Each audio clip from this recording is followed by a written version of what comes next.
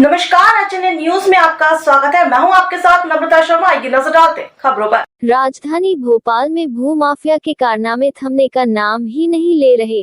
हम बात कर रहे हैं रोहित गृह निर्माण समिति मर्यादित भोपाल की, जहां पीड़ित सदस्यों द्वारा संपूर्ण राशि जमा करने के बाद भी प्लाट की रजिस्ट्री नहीं की गई।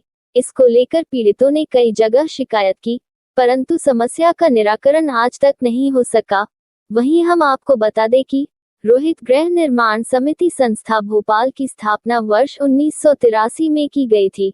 वर्ष 2006 तक सदस्यों की सदस्यता एवं राशि जमा कर प्लाट आवंटन किए गए, परंतु तत्पश्चात पुराने सदस्यों को संपूर्ण राशि जमा करने के बाद दिसंबर 2011 में विकास शुल्क जमा कर वांछित राशि 3,45,000 रुपए जमा किए गए, परंतु गत 10 से 15 वर्षों में वास्तविक सदस्यों को आवंटित प्लाट की रजिस्ट्री नहीं की गई है।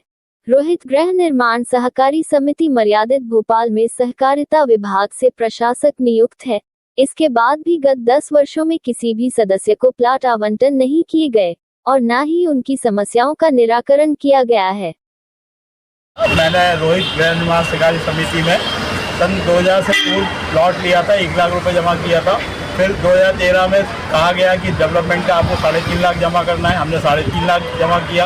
उसके बाद 2013 से लेके अभी 12 साल हो गए। हमने कम से कम 8 बार जन सुनवाई में भी आवेदन दिया है, सब जगह दिया। हमारे साथी लोग भी हैं, तकरीबन 300 लोग हैं जिनको अभी तक प्लॉट नहीं मिल पा रहा। और सोसाइटी के अध्यक्ष के ऊपर पहले कार्रवाई की गई थी, जेल में भी चला गया था, फिर अभी फिर से छूट गया है और हम लोगों को न्याय नहीं मिल पा रहा सरकार की तरफ से। किसका संरक्षण प्राप्त है? और सरकार की संरक्षण प्राप्त है। अदरवाइज आप बताइए कि यदि हम लोग जिन्हें लोग हैं पूरा पैसा जमा किया है तो प्लॉट मिलना ही चाहिए। ज़मीन भी है उनके पास, लेकिन अपना सहकारिता विभाग, लोगों को प्रशासक ये बताने को तैयार ही नहीं है कि हमारे पास कितनी ज़मीन है। और ये बड़ा दुर्भाग्य है। मतलब जब इन बात करो, इनका प्रशासक जो बैठा है वो बोलता है मेरे पास टाइम नहीं, 10 मिनट आने का टाइम नहीं है, मैं जा ही नहीं पा रहा हूँ। हमारे पास ना अध्यक्ष है ना कोई कार्यकर्ता उसमें काम कर सकता, प्रशासक के अलावा कोई काम नहीं कर सकता। लेकिन प्रशासक जन सुनवाई में आके बोलता है कि हमारे पास में टाइम नहीं जाके देखने के, और वो लोग सुन रहे हैं। कलेक्टर साहब ने क्या आश्वासन दिया अभी आपको? कलेक्टर साहब ने आश्वासन दिया है कि सारी फाइलें तैयार हैं और हम आप आइए, कल आइए, हम आपसे बात जरूर करेंगे। इसके पहले भी जन सुनवाई, एक फाइल इकट्ठा हो गई है जन सुनवाई की, कम से कम 50-70 तो हमारे पास में वो है जन सुनवाई का, वो है ना। हमने कई बार इनसे रिक्वेस्ट किया कि कम से कम आगे तो बढ़ाइए, पूछिए तो ज़मीन कितनी है ये तो बताइए, मेंबर कितने हैं, किनको नहीं मिला, ये सब चीज़ें प्रशासक बोलता है हमको कुछ नहीं मालूम। फिर प्रशासक किस बात का? वहाँ एनओसी जरूर जारी हो रही है। एनओसी के लिए प्रशासक की जरूरत नहीं पड़ती क्या? वरिष्ठ सदस्य हैं, जो प्लॉट हमें आवंटन होना चाहिए था वो प्लॉट किसी और को दे दिया गया है। अधिक पैसे लेके हमारे साथ धोखा किया गया है। ये भू माफिया कानून, ये शासन प्रशासन से मिलके हमारे हक दूसरे लोगों को बेच दिए गए हैं, हमें नहीं मिला है अभी तक। नमस्कार, मैं भूपेंद्र सिंह रोहित सोसाइटी का एक मेंबर हूँ। बट लास्ट 15 सालों से हम लोग सरकार के से गुहार लगा रहे हैं कि हमें हमारा प्लॉट दिया जाए, क्योंकि बीच में उन्होंने कहा था कि आप 2012 में जो भी आपका बैलेंस बचा है वो पैसा दीजिए तो हम आपको 1 महीने में प्लॉट दे देंगे।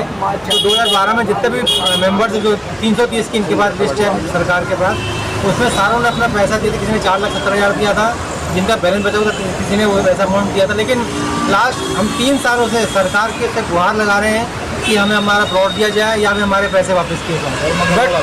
लेकिन सरकार भी अपने कुछ दायरे में बंधी हुई है, क्योंकि इसमें भू माफिया भी इन्वॉल्व है और बड़े ब्यूरोक्रेट भी इसमें इन्वॉल्व हैं। क्योंकि आज 8 एकड़ सरकार के पास ज़मीन है, उसमें 2.5 एकड़ बीडीए ने कब्जा किया है और 2.5 एकड़ स्कूल ने कब्जा किया हुआ है वहाँ पे।